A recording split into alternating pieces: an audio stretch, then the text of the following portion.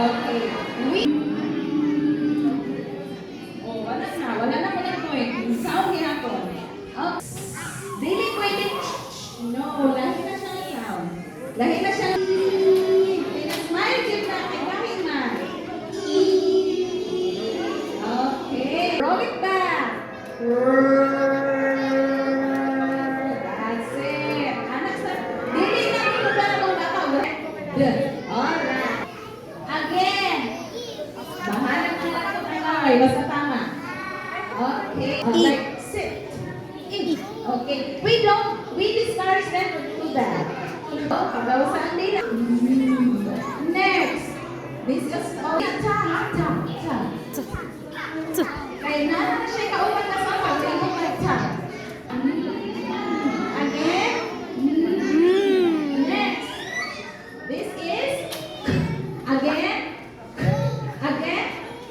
We will introduce the other sound as soon as they are ready. So first sound for on. Again. On. Again. On. As in on. Okay. On. And this one. This one is. Oh, look at the hand. Look at the hand. This is now different. This is. No. Why nakatag na? Children, kinder, what sound is this? No. What sound is this? There's a hand. What's this? This is again. Again. I said it's barisa na po na siya. Mahinom na siya. Okay. Alright. This one. Nani po. Nisa po gayo bubuluon ni. Dili kita na po na you ask your kids kung sound po. Nakalimot mo. Mas hawag na sila. Okay? Again.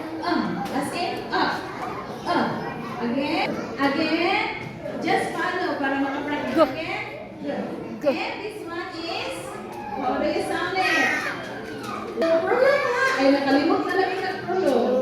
Prolong yun. Again.